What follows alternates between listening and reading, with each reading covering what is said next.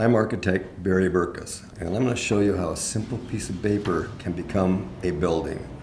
That the organic shapes that we see in nature can be made by hand also. By taking a simple piece of paper like that and crumbling it and creating a building.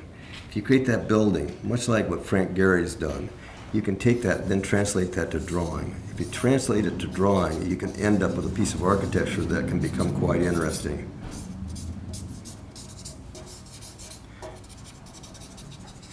That's the way architects get ideas. They get ideas from looking at nature. They get ideas from looking at form and paper that they may be as simple as crunching a piece of paper and creating an organic shape, much like origami. You take that piece and then it becomes an idea that begins to germinate as you put the glass in the building and fill the voids and start looking at the roof forms and making them the solid shapes in the building form. You can look at that, and the one thing that's wonderful about paper and drawing is that paper has a memory, and so do you. And if you overlay that, you can start to perfect it. And by perfecting it, you may find that shape really wants to do this.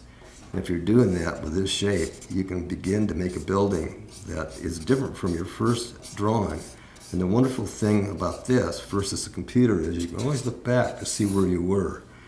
And you can see these shapes begin to become organic in their form, a building that will become something that public will enjoy and you as an architect will enjoy making. So always look back, look through your drawings, keep on building upon the thought. That's what your hand and paper allow you to do versus the computer.